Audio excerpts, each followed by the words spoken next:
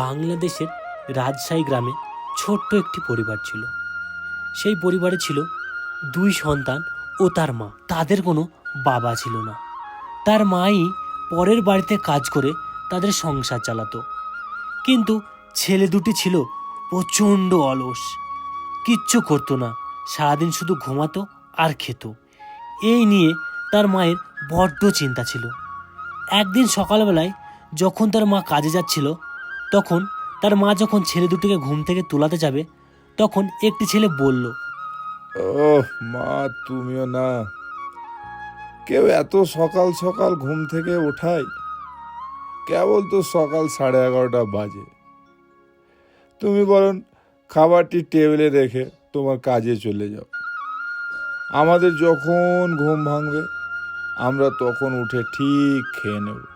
তুমি এখন যাও মা, আমাদেরকে একটু ঘুমোতে দাও। হে উপরওয়ালা, আমি আমার ছেলে দুটোকে নিয়ে কি যে করি, এরা ভবিষ্যতে কি করে যে খাবে, এদের জন্য আমাকে কিছু একটা করতে হবে। যাই, এখন আমি আমার কাজে যাই। তার একটু পরেই ছেলে দুটি ঘুম থেকে উঠে খাবার খেলো এবং খাবার খাওয়ার পর আস্তে আস্তে রাস্তা দিয়ে হেঁটে চলে গেল। একটু হাঁটার পরেই একজন বলল, ভাই, একটা জিনিস আমি বুঝতে পারছি, আমরা আমাদের শরীরকে এত কেন কষ্ট দিই, এত কেন আমরা হাঁটাহাঁটি করছি। এত হাঁটার পর তো আমার শরীর প্রচণ্ড ক্লান্ত হয়ে গেছে। চল, এত শরীরকে কষ্ট দিয়ে কোনো লাভ নেই। আমরা বরং 2 ভাই এই গাছটির নিচে একটু বসে আরাম করি। দুজনেই ওই গাছের নিচে বসে আরাম করতে লাগলো। হঠাৎ করে গাছ থেকে একটি আম মাটিতে এসে পড়ল। সেই আম দেখে একজন আরেকজনকে বলল, ওফ, কেন এই আমটি এত দূরে গিয়ে পড়লো? যদি আমটি আমাদের হাতে এসে পড়তো তাহলে তো আমটি আমরা খেতে পারতাম। এত দূরে গিয়ে আবার আমটি আনতে হবে, সে আমটি এনে আবার খেতেও হবে। এত কষ্ট কি করা যায়? আমটি হাতে আনার কোনো একটি উপায় বার করতে। তখনই রাজার একটি সৈনিক ছেলে দুটির পাশ দিয়ে হেঁটে যাচ্ছিল। হঠাৎ একটি ছেলে রাজার সৈনিককে ডেকে বলল, ও সৈনিক ভাই, একটু এদিকে আসবে? একটু এদিকে এসে ওই আমটি আমাদের হাতে তুলে দাও না। তুমি যদি ওই আমটি আমাদের হাতে তুলে দাও তাহলে ওই আমটি আমরা খেতে পারতাম। এই উপকারটি একটু আমাদের করলে ভালো হতো। সৈনিকটি ছেলেটির কথা শুনে আমটি হাতে তুলে দিল এবং মনে মনে বলতে বলতে চলে গেল।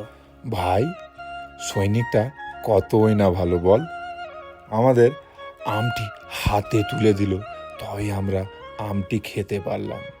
যদি সৈনিকটা না দিত তাহলে হয়তো আমরা আমটি খেতেও পেতাম না। আমটি খাওয়ার পর তো আমার আবার ঘুম পাচ্ছে রে। চ, বাড়ি গিয়ে একটু 2 ভাই আবার ঘুম দিই। এই বলে ছেলে দুটিও বাড়ি চলে গেল। এইদিকে সৈনিকটিও রাজসভায় গিয়ে রাজামশাইকে সমস্ত ঘটনা খুলে বলল। সেই শুনে রাজামশাই তখন বলল, মন্ত্রী মশাই, আমার রাজশাহী গ্রামে এমন অলস ছেলে আছে আমি আগে কেন জানিনি। যাও, ওই অলস ছেলের বাবা মাকে আমার সবাই পেশ করা হোক, আমি তার বাবা মার সঙ্গে কথা বলবো। রাজার কথা শুনে দুটি সৈনিক ওই ছেলে দুটির বাড়িতে গেল এবং তার মাকে রাজসভায় নিয়ে আসলো। তারপর রাজা তার মাকে জিজ্ঞেস করলো, তোমার ছেলের সম্বন্ধে আমি যে অলসতার কথা শুনেছি সেগুলো কি সব সত্যি?